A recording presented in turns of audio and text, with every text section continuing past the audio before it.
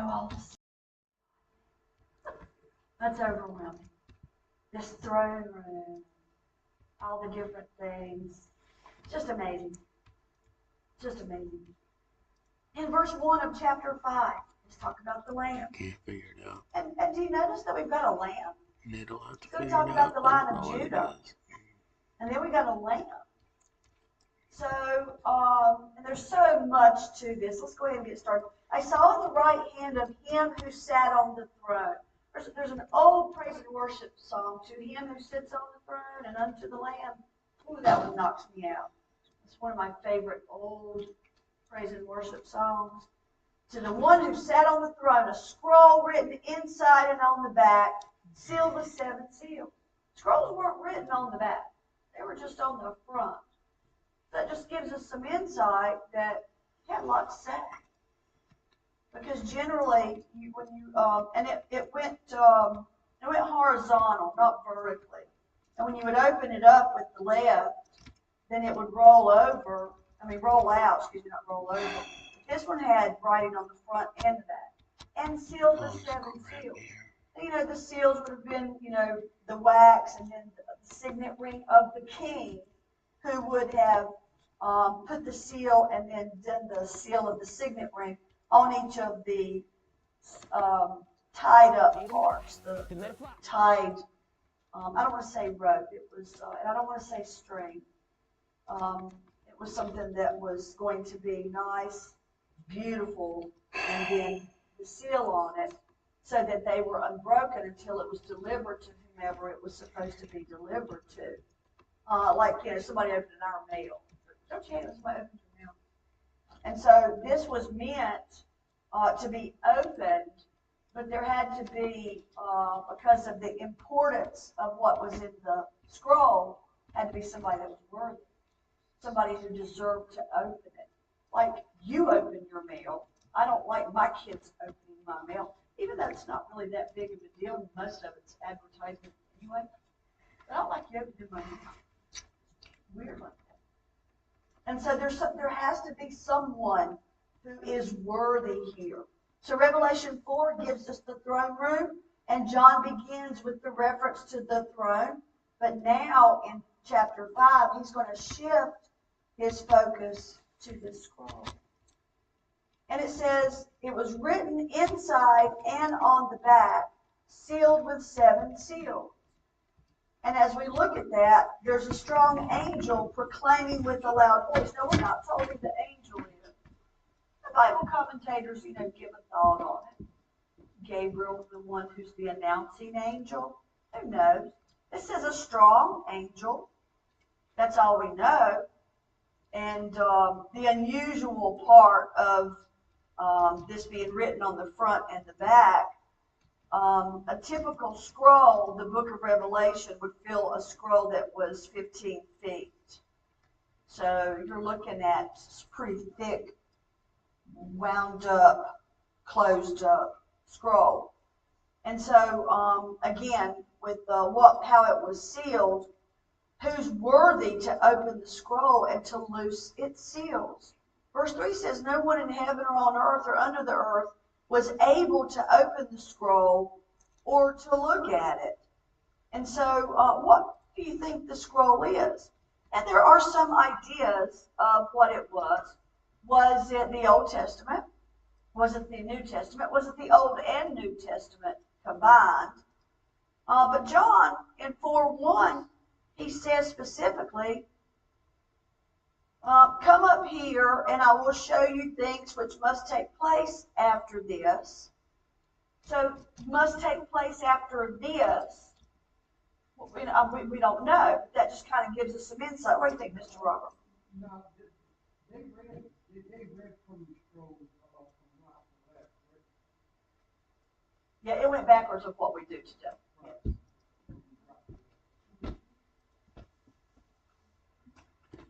Oh. Hello. But if the scroll is the Old or the New Testament, who can open? Wasn't there somebody that could open that there? Yeah. There's nobody unworthy. Somebody could have opened that. All right? And then some people think it was God's claim of divorce against Israel. When he sent her into exile. His wife was unfaithful and started worshiping idols. There's no evidence. That's just a Bible commentator's idea. Say it again? Yeah. Hang on, I got some more. There's some more. Some think you're going to like this one since you didn't like that. Some think it was God's sentence against the enemies of the church. Like that one? Okay, I'll give you another one. Yeah. Some think the scroll was the text of the book of Revelation. So the whole book of Revelation. And then others think, this one's interesting, that it was a title deed to planet Earth. That's a pretty cool thought. Because he owns it all. A title deed to the planet Earth. Yeah. Okay. Book of life and death. Prophecy, yeah.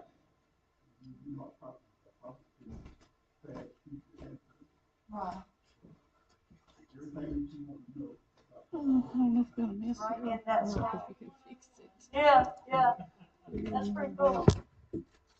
Again, we're going to know all the secrets of the universe. That's what's so cool about going and being with him. The title deed would be interesting because, we've got all of that coming with Jesus' soon return. Like, at the end of every day, like I told you a week or two ago, I can't remember what Sunday it was and which lesson we were talking about. But, Spurgeon would say, well, why didn't you come today, Lord? At the end of your day, oh, Lord, why didn't you come today? And then in the mornings, I'm like, okay, Lord, are you coming today?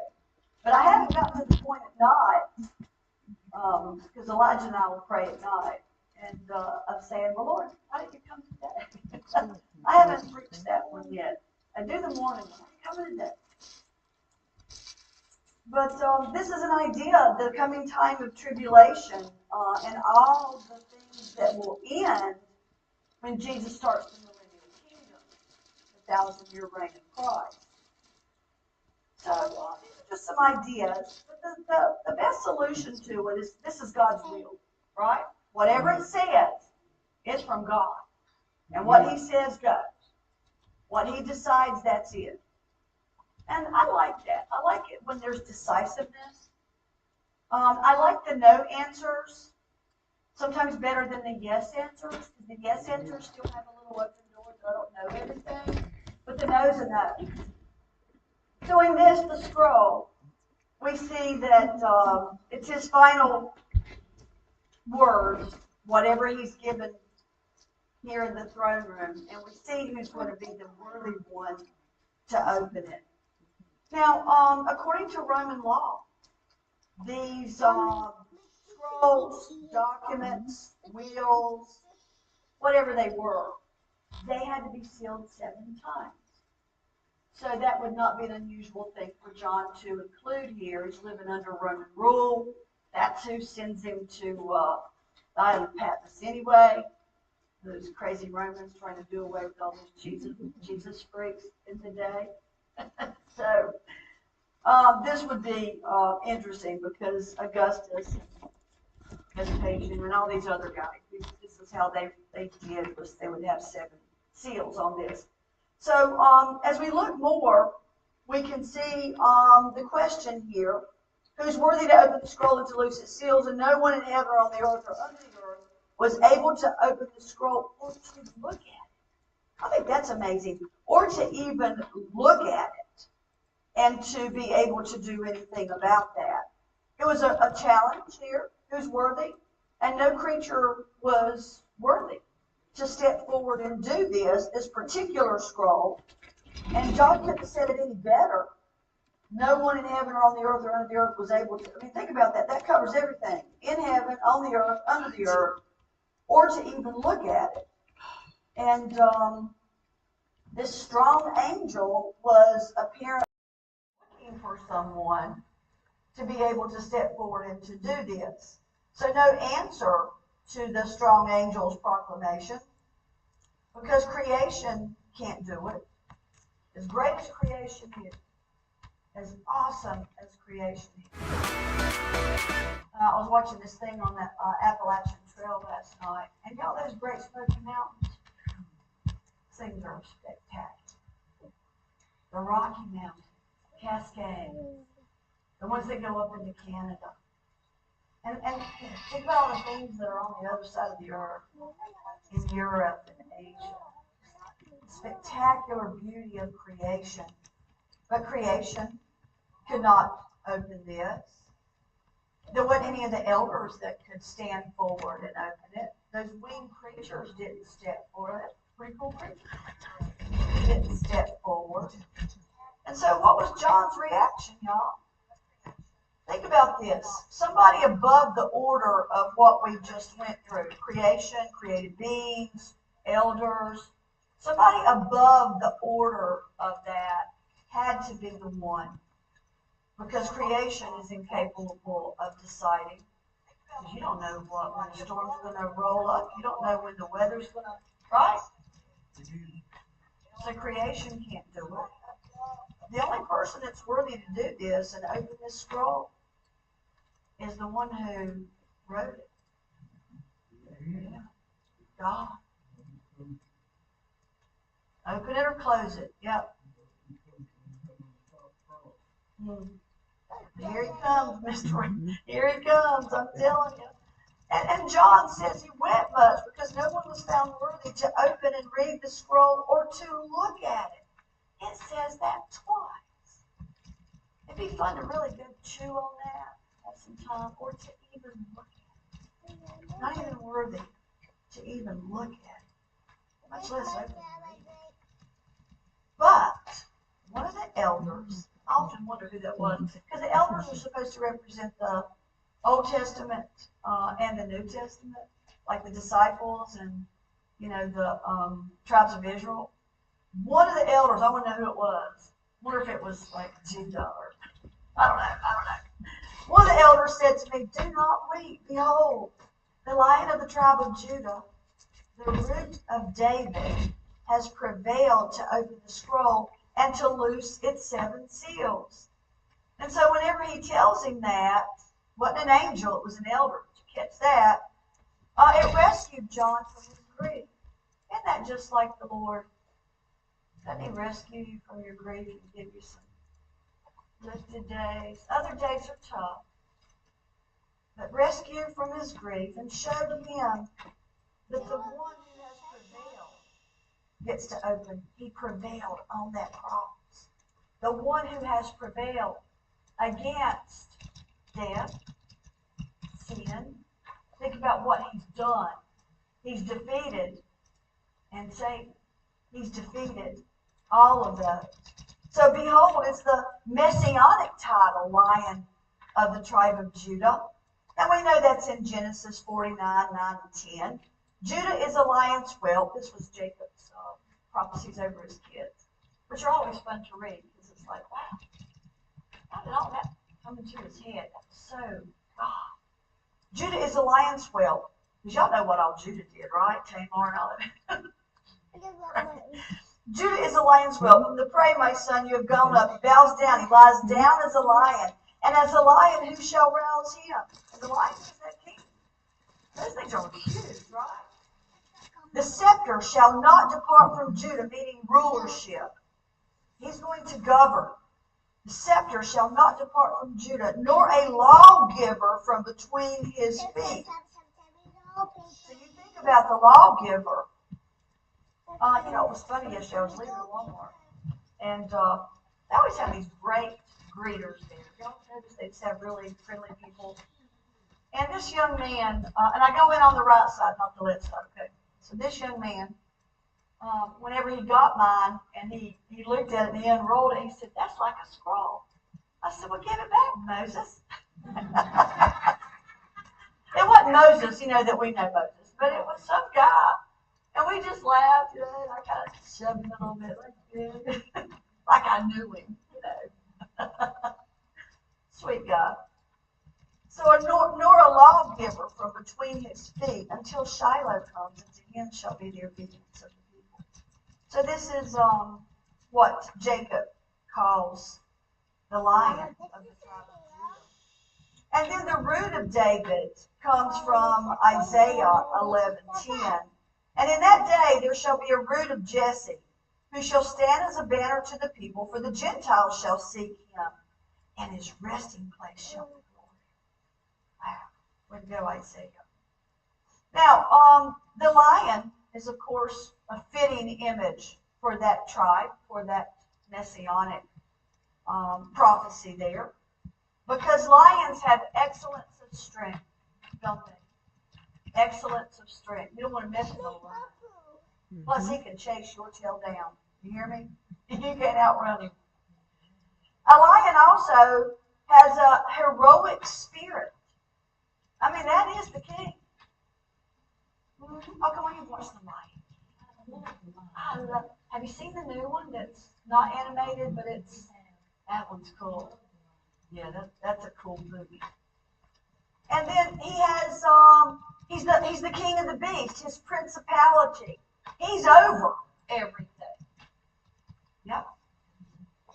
And also, because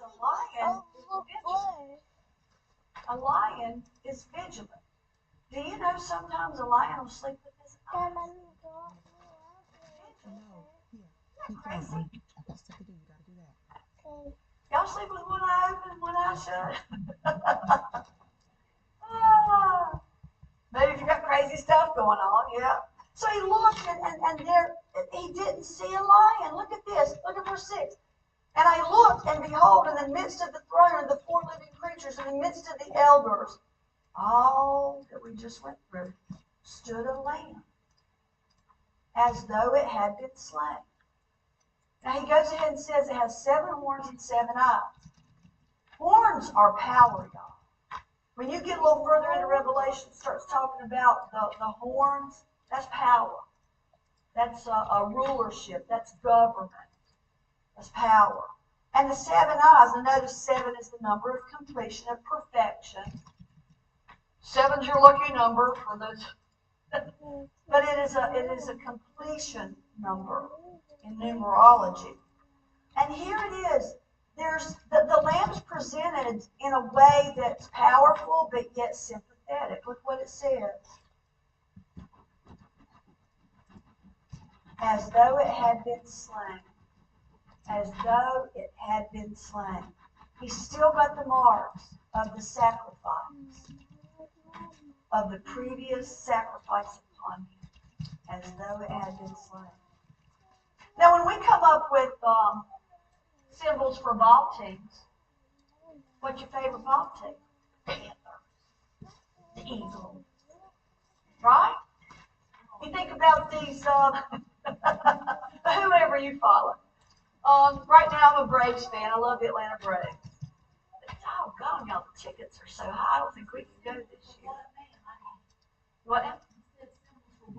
For ball teams. When we come up with symbols of things that are ferocious. Can y'all not hear me, or am I just not? I tell you what we can do. Y'all can move right down here. It would be great. I would love that. I haven't messed with you because you don't want to. The JB will make y'all move. Yes, he did. I know he did.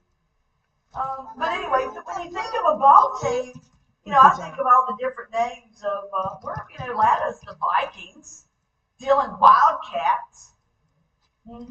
What's Lakeview? There you go. Alligators. Chomp, chomp. So we think about all these ferocious birds and different beasts and things that represent, sports teams and things like that. But my point is, what is it? It's a lamb. Really? A lamb. There's nothing ferocious about a baby lamb. It makes me want to grab a bottle and, feed it and cuddle it and hold it. It's a lamb. It's sweet. It bleats a little bit, right? It just wants to follow along behind you. It can get attached to you. And so when we think of the representative of the kingdom of heaven, we're not thinking about a lamb, but this is what God wanted to represent the kingdom of heaven. Humility, gentleness, obedience. A lamb will do what you tell it. It'll follow you. It's amazing. But it also represents sacrificial love. So it's hard to describe what John saw, but this lamb had apparently, as though it had been slain, it had some marks on it, of course.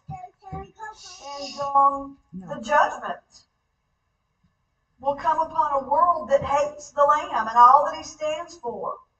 This lamb, y'all know from just what we've studied the last couple of weeks, he offers the perfect escape from judgment.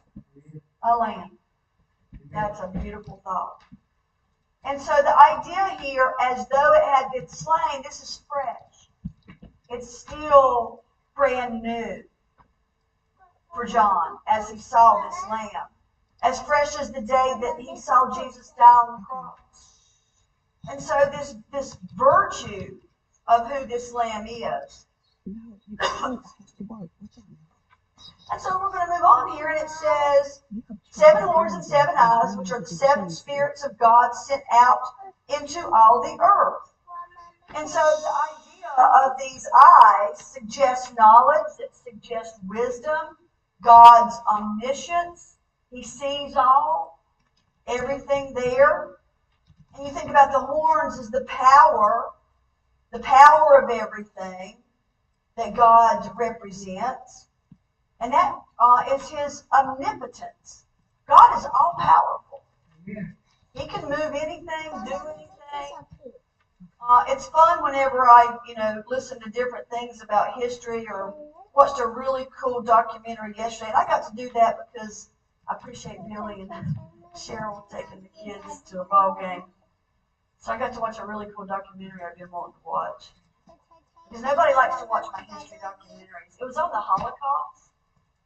It's about 7 kids, siblings, that were Jewish, but they all 7 escaped to America together after their parents. Yeah, it's like unheard of.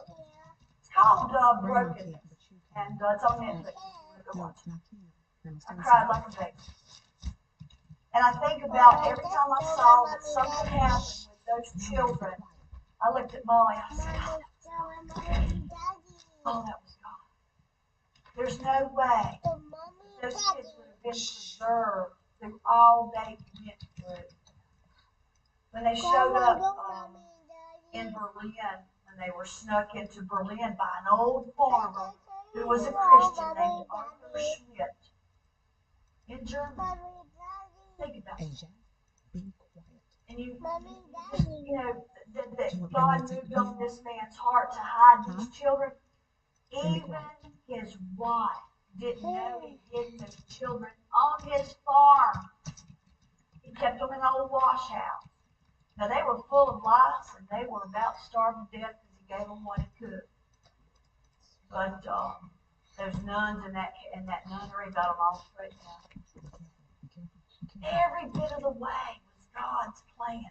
Every bit of the way for everything that's happened in your life has been God's plan. He's omniscient. He's omnipresent. He's omnipotent. Every step of the way. So let's see what happens. No created being has been found worthy to take the scroll, but there is one who can. Look at verse 7. Then he came, that's capitalized in my Bible, and took the scroll out of the right hand of him who sat on the throne. Now, I hope there's just a replay of all of that you just get to see that. I can see it visually now, but at the same time, just the magnificence of that lamb going before his father and taking that scroll. Let me take it now. How do you take it? And so when he took the scroll, you're looking at the rank and the character and the ability to take the scroll and to open it. And he can dictate the destiny of creation. And the reason that he did goes back to what you said, Mr. Randolph. He died on the cross. He finished the work. He was obedient to it. He never backed down. Nevertheless, not my will be done, but yours. You don't like the hard times that you go through in your life, but nevertheless, not my will, but your will be done. And so when he had taken the scroll, this is the last 3 verses, and this crowd breaks into some worship. When he had taken the scroll, the 4 living creatures and the 24 elders fell down before the Lamb. Previously, who had they fallen down before? The throne of God. Now, it's a shift to the Lamb, who's completely worthy. Just like the Father is on the throne, the Lamb is completely worthy. Why, y'all? Why? Because of his what? He was obedient. Yes. He was obedient. Well, obedience is an amazing word. One that we all struggle with. Because he was obedient. And then, now this is cool too. I want you to listen to this. The 24 elders fell down before the Lamb. Now tell me what they had in their hands. Y'all, this is where you get the idea of angels playing harps in heaven. They really don't. But think about it, the legend. Oh, we're going to play harps and we're going to sit on clouds and play harps in heaven. The 24 elders fell down before the Lamb, each having a harp and golden bowls full of incense. I love this, which are the prayers of the saints. None of your prayers are wasted. Hey, y'all know how good incense smells? I smelled some, and I've said this before. I said this, I think, last week or the week before. I smelled some of the most fabulous incense when I was in Vietnam. It was so cinnamony. It was, I don't know how else. It was just a beautiful. Usually incense in America gives me a headache.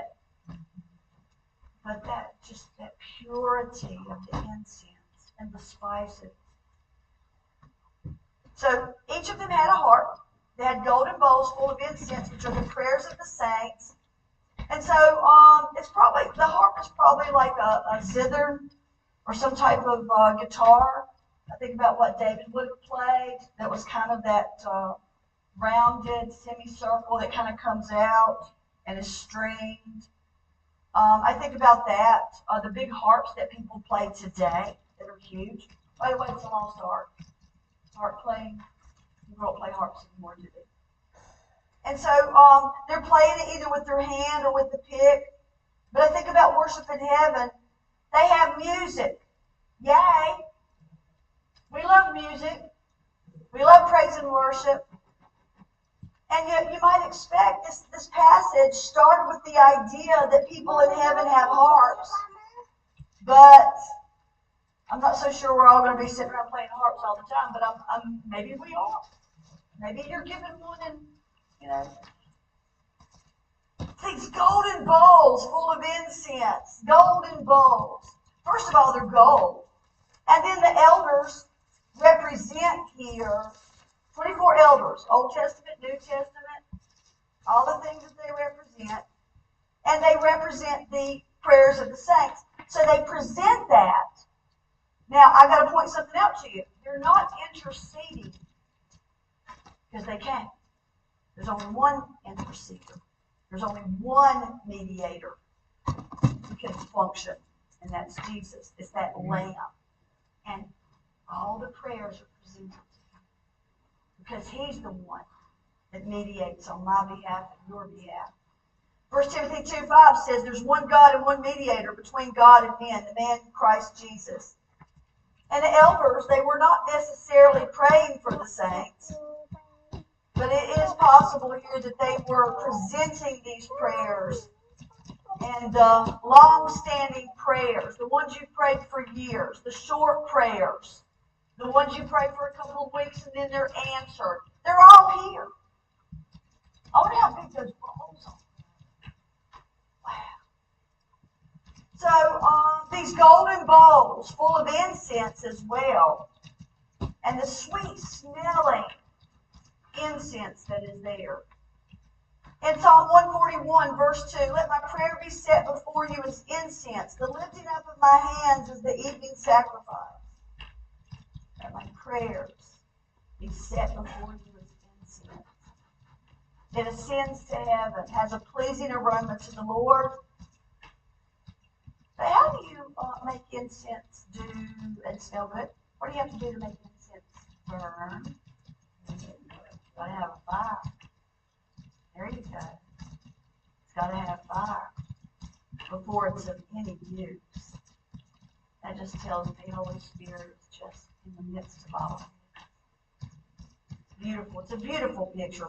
They sang a new song. You are worthy to take the scroll and to open its seals, for you were slain and have redeemed us to God by your blood. That's huge.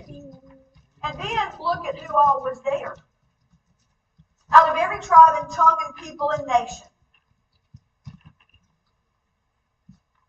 It's not just a certain people group. Every tribe, every tongue, every nation, every people. And you made us kings and priests to our God, and we shall reign on the earth. There's your millennial kingdom. And everything. The elders are singing this new song. The mercies are fresh, and they're forever new. Isn't that what Jeremiah says in Lamentations? Every morning your mercies are fresh. And this new song is an excellent song. It's a beautiful song. And it is talking about the actual redemption of man by the blood of Christ. There's hope in it. There's rejoicing. There's an embracing of the promises that we saw afar off by the eye of faith, especially Old Testament. We have to live in Old Testament days. Because they had to embrace the faith, the promise of the Messiah. And so the remission of sins for men, and for men to be sealed with the Holy Spirit, because that incense has to be set on fire, and to receive the priesthood, to be looked at as kings in a kingdom with unbounded promises. You are worthy. You redeemed us by your blood. The song honors the price of redemption, for you were slain. The song honors the worker of redemption. You redeemed us. The song honors the destination of our redemption. It's God. You've redeemed us to God. The song honors the payment of redemption. It's by your blood. The song honors the scope of redemption. Every tribe, every tongue, every people, every nation. And the length of redemption. You made us kings and priests. And then look at the result of you being redeemed, y'all. And this is the last line. We shall reign on the earth. Wow. Man, I tell you what a great promise. It's already happened. It's already done. We just have to wait for it to be physically manifested at His return. It's done. And we are so grateful because we're going to reign on the earth. Pray with me. Lord, thank you for how you got these magnificent plans laid out. You've given us a glimpse into your throne room, a glimpse into the purpose and the result and the soon coming Lamb. Thank you for coming to take us off the earth before the tribulation, the lesser and the greater tribulation. And thank you for returning that we, at the end of that, so that we rule as priests and kings on the earth with you. Thank you for all that you do for us, Lord. I especially thank you that you're a very present help in times of trouble. We love you, Lord, this day. Jesus. I got